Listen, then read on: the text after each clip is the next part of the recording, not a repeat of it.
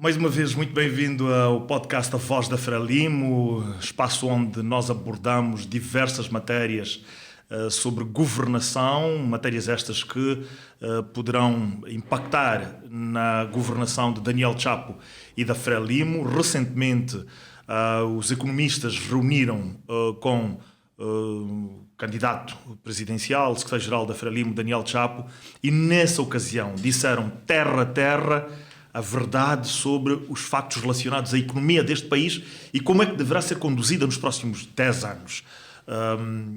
10 ou mais.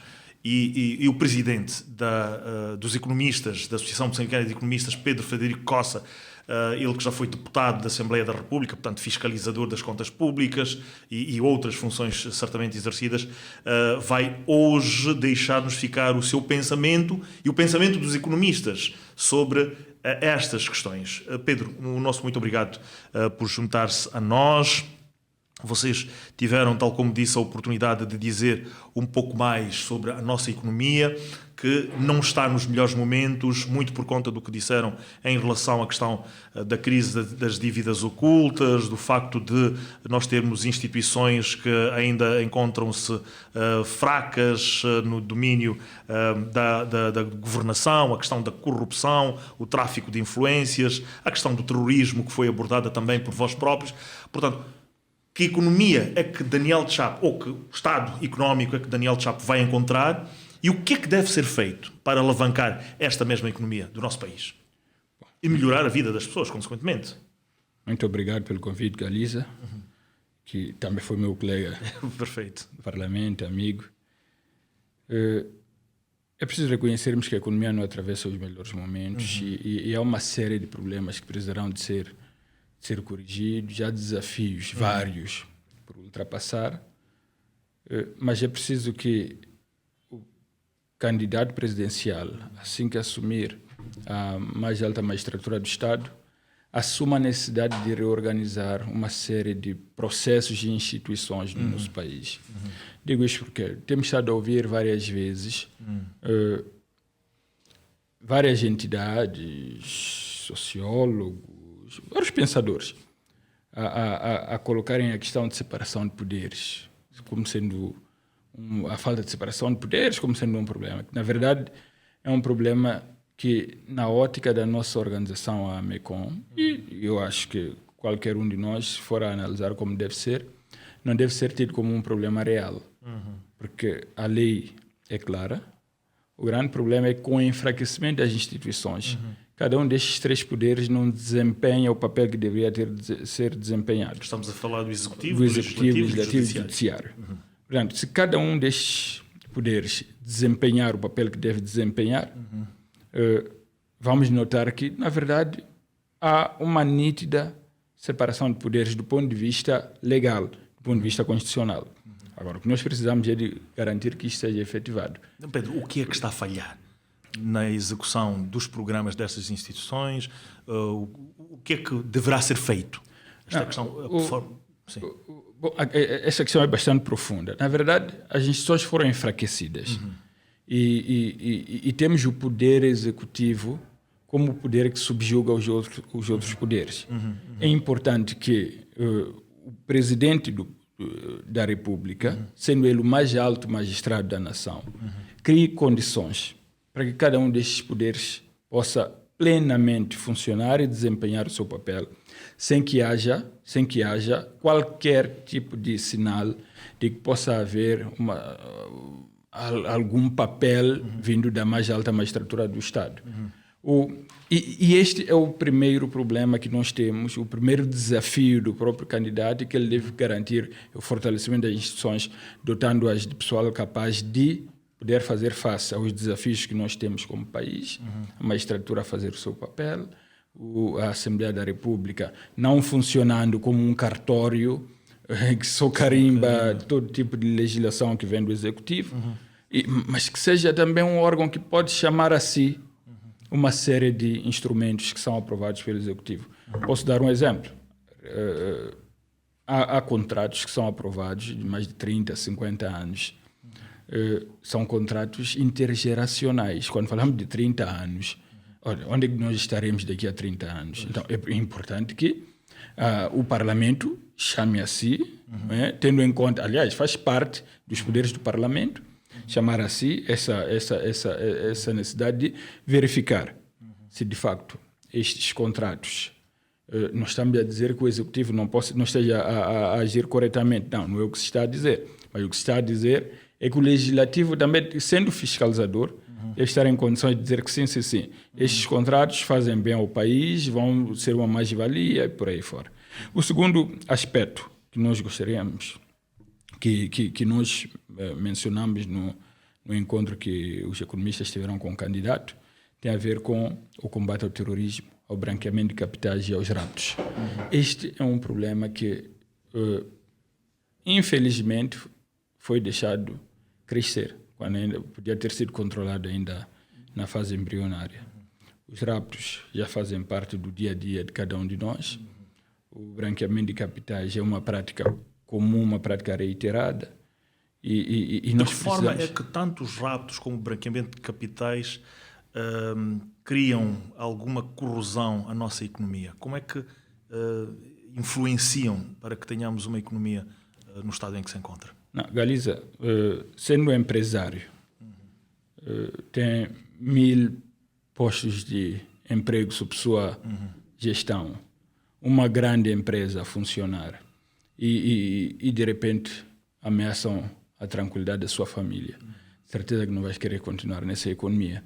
Principalmente num cenário em que nós estamos a viver num mundo global em que as pessoas podem se mover de um canto para o outro. Nós vemos com os problemas e a fragilidade que a economia sul-africana atravessa agora, com os cortes de energia e tudo. Moçambique, por causa da vastidão de terra arável que tem, devia ser o Eldorado. O Eldorado. São 30 milhões de hectares de terras aráveis. Todos estes 36. viriam... Sim, todos estes viriam... Só 30 usados. Só 6 usados, 30... Aliás, Moçambique ainda tem terra virgem. Sim. Nunca foi usada. Sem agrotóxicos. Exato. Aliás, dizia-me o embaixador da Argentina algo muito interessante. É que a Argentina já usou 30 milhões, faltam 6, tem a mesma quantidade de terra arável e Moçambique faz o inverso. A Bielorrússia não tem mais de 6 milhões e exporta mais de 30 bilhões de dólares por ano. Portanto, aquilo que nós estamos a usar e não conseguimos ter 1.000 milhões de exportação, eles têm mais de 30 mil milhões de dólares de exportações. Voltamos então ao impacto do terrorismo, dos raptos. Havendo esta possibilidade de estes empresários poderem se mover de um canto para o outro, havendo esse espaço global em que todos nós vivemos, era expectável que viessem para cá, mas não vêm para cá. Vão para outras geografias.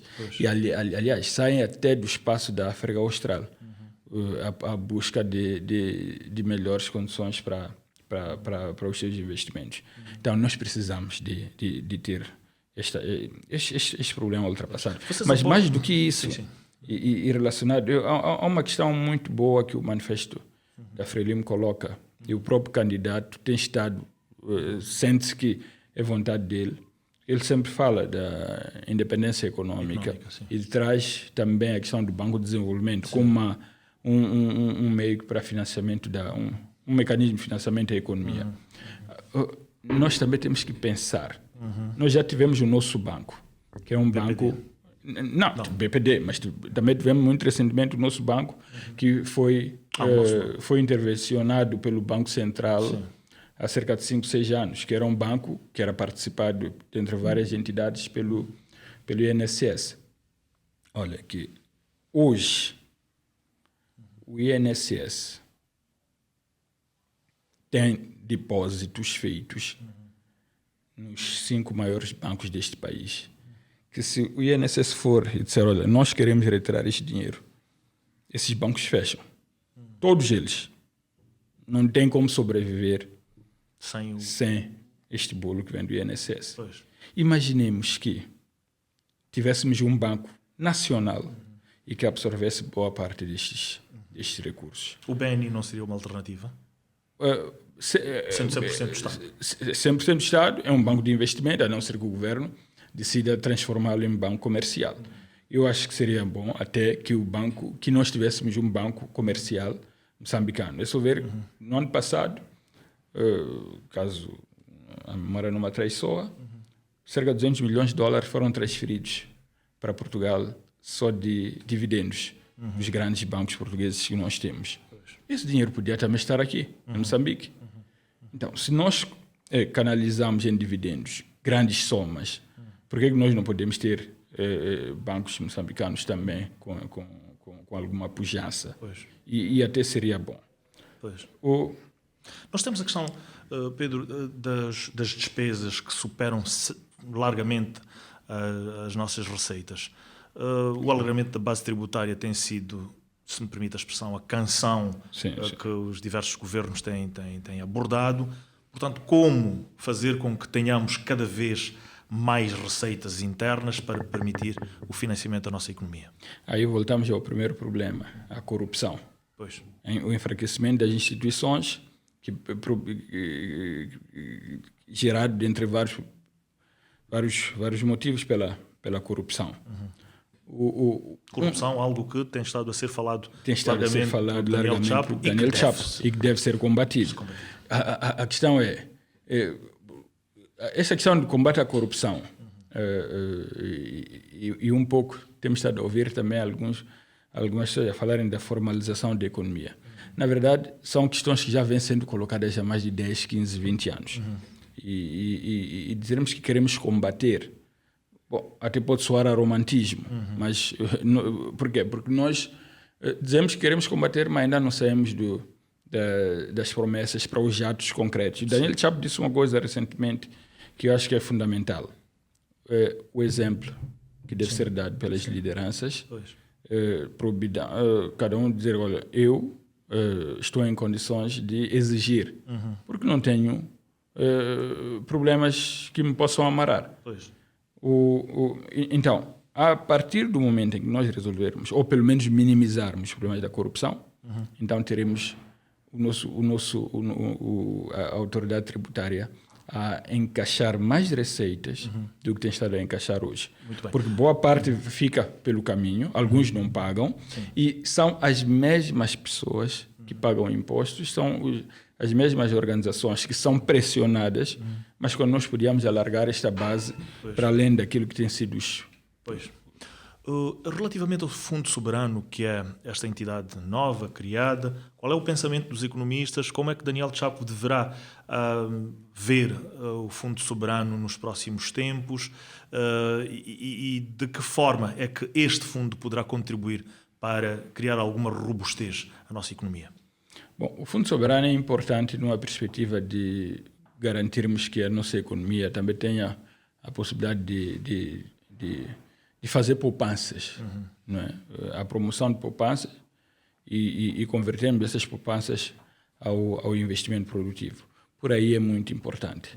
Naturalmente que há de ser sempre um desafio para nós quando alguém recebe 10 mil meticais e diz que, olha, eu tenho que poupar 4, 5 mil meticais, mas as suas despesas são de 9 mil. É difícil que as pessoas compreendam como é que nós queremos poupar se nós ainda temos despesas por fazer face.